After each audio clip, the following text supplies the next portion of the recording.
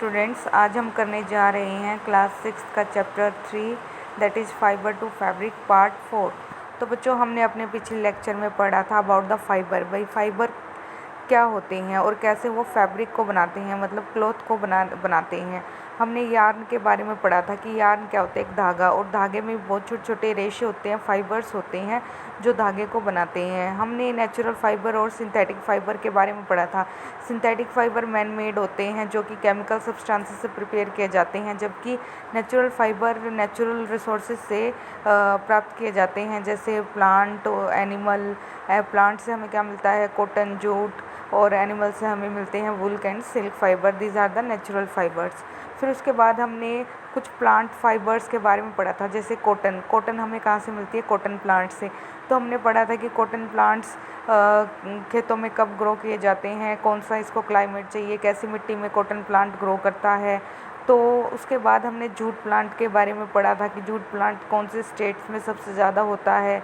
Plus हमने ginning के process के बारे में पढ़ा था कि कॉटन जो बॉल होती हैं उनसे जो रेशे होते हैं सीड से कैसे सेपरेट किए जाते हैं with the help of com, जिसे हम गिनिंग कहते हैं। इसके बाद आज हम शुरू करने जा रहे हैं स्पिनिंग कॉटन यार्न। तो बच्चों, आई होप पिछला लेक्चर आपको समझ में आ गया होगा। Let's start with our topic. तो बच्चों, first topic is spinning cotton yarn.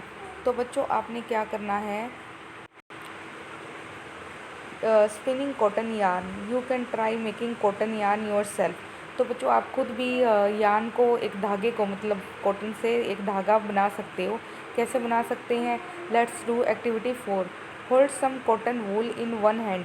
अब आपने क्या करना है, कॉटन, थोड़ी सी रुई जो सभी घरों में अवेलेबल होती है बच्चों, आप उस रुई को अपने हाथों में ले लेंगे। Pinch some cotton between the thumb and forefinger of the other hand. जैसे बच्चों, आप जो दिया जलाते हो तो उसमें आप एक बाती बनाते हो। उस बाती को कैसे बनाते हो, रुई लेकर आप उसको अपने हाथों में होल्ड कर कर अपने हाथों से स्पिन करते हो, है ना। सेम वही चीज़ आपने करनी है, और यहाँ पर आपने मोटी बाती की जगह आपने थोड़ी रुई लेनी है, पतले आकार, मतलब इस तरीके से लेनी है, थिन, कि एक पतला धागा बन जाए। तो बच्चों, आप यह एक्टिविटी ज़रूर घर में परफॉर्म करना, क्योंकि यह आप सभी के घरों में कॉटन अवेलेबल होती है। और इस एक्टिविटी को करने के बाद जो आप धागा बनाओगे या यार्न बनाओगे, वो आपने अपनी नोटबुक में भी पेस्ट करना है बाय अपना लिख कर कि self made yarn. Now gently start pulling out the cotton. अब आपने क्या करना है कि जैसे एक्टिविटी बता रही है, आपने कॉटन को हाथों के बीच में ले लिया, और पुलिंग मतलब आप उसको स्पिन करते जाओ। While continuously twisting the fibre are you able to make a yarn, yes you are able to make a yarn. जैसे जैसे आप उसको घुमाते रहोगे तो वो धागा क्या होता रहेगा, और भी फाइन होता रहेगा। The process of making from fibre is called spinning. तो बच्चों, यह यार्न बनाने की विधि, किससे, फाइबर से, पतले पतले जो रेशे होते हैं उनसे एक धागा बनाने की विधि को क्या कहते हैं, स्पिनिंग। तो यह बहुत इंपॉर्टेंट टर्म है बच्चों, इसको अंडरलाइन कर लेना। What is spinning, the process of making yarn from fibre is called spinning. और गिनिंग क्या था, गिनिंग था सीड्स, कॉटन को सीड्स से सेपरेट करना with the help of com, तो वो गिनिंग था। तो बच्चों, ये कुछ प्रोसेसेस हैं जो मिलती जुलती हैं आपस में, साउंड जो है इनका सेम प्रोनाउंसिएशन है, आप थोड़ा ध्यान रखना। जब हम कॉटन को अलग करते हैं सीड से, तो with the help of comb, कंघे से, एक कंघा टाइप होता है, एक इंस्ट्रूमेंट, उससे अलग करते हैं, कॉम्बिंग करते हैं, जैसे आप अपने बालों में कॉम्बिंग करते हैं ऐसे ही, तो उसको हम गिनिंग कहते हैं। लेकिन यहाँ पर धागा बनाने की प्रक्रिया विधि है, मतलब एक धागा बनाया है फाइबर से स्पिन कर कर, तो उस प्रोसेस को हम स्पिनिंग कहते हैं। In this process fibres from a mass of cotton wool are drawn out and twisted. तो बच्चों, इसमें हम क्या करते हैं, हम ट्विस्ट करते रहते हैं, हम धागे को क्या करते रहते हैं, ट्विस्ट, मतलब स्पिन करते हैं, तो उससे धागा बहुत ही मजबूत बन जाता है, क्योंकि वो सभी रेशे हैं, फाइबर्स हैं, वो आपस में बिल्कुल स्ट्रॉन्गली एक दूसरे से अटैच हो जाते हैं। This brings the fibre together to form yarn. और इस तरह से हमें एक बहुत मजबूत धागा मिल जाता है, जिसे हम यार्न कहते हैं।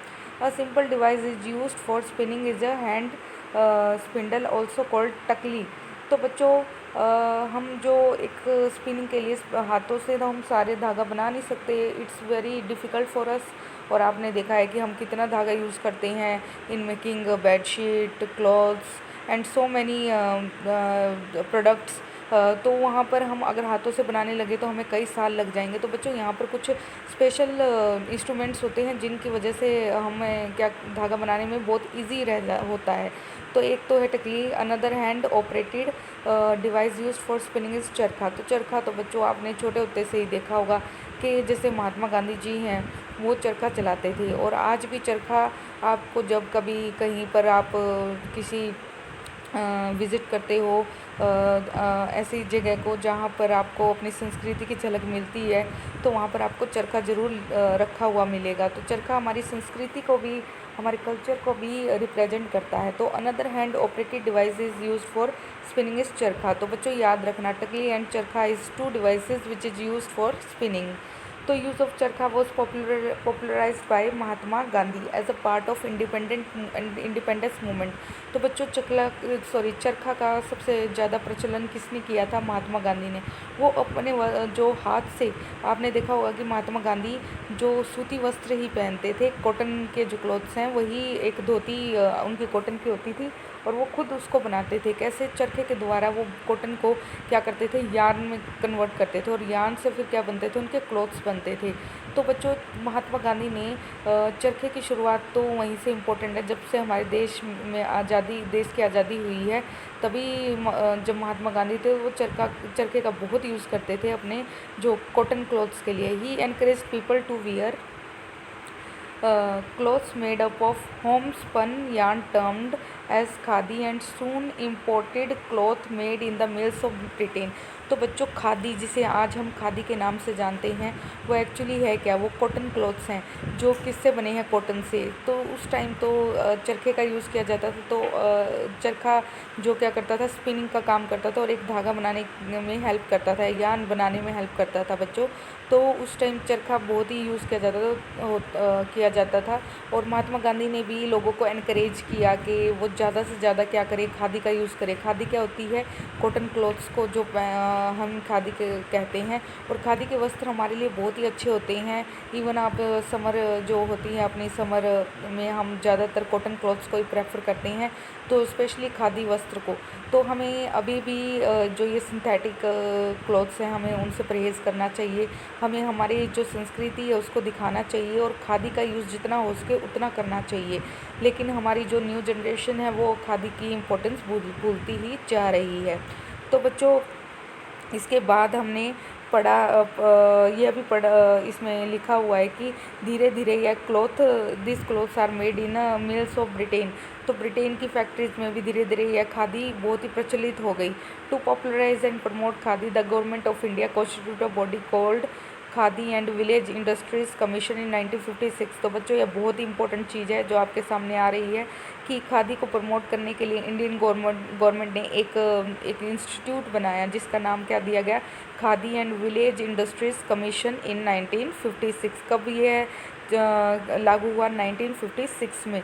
तो बच्चों यह इम्पोर्टेंट है, यह ईयर आप ज़रूर नोट डाउन कर लेना कि खादी के लिए कौन सा जो गवर्नमेंट है उसने कौन से एक इंस्टीट्यूट चलाया और कब यह इंस्टीट्यूट स्टार्ट किया गया? तो इन 1956। तो spinning of yarn on a large scale is done with the help of spinning machines. लेकिन आज तो बच्चों चरखे का जो यूज़ है बहुत बंद ही हो गया है। आजकल तो बड़ी बड़ी मशीन्स होती हैं जो क्या करती हैं, स्पिनिंग का काम करती हैं। After spinning yarns are used for making fabrics, और जैसे धागा बनता है उस धागे को हम डिफरेंट फैब्रिक्स या क्लोथ्स बनाने के लिए यूज़ कर लेते हैं। तो बच्चों इसको आप फिर से पढ़ना, इसमें बहुत इंपॉर्टेंट चीज़ें बताई गई हैं आज जो हमने ये लर्न किया है। जैसे स्पिनिंग क्या होती है, गवर्नमेंट ने कौन सा इंस्टीट्यूट खोला खादी के ऊपर, और यह 2-3 टर्म्स बहुत इंपॉर्टेंट है, इसको रीड करना। आज के लिए इतना ही, धन्यवाद।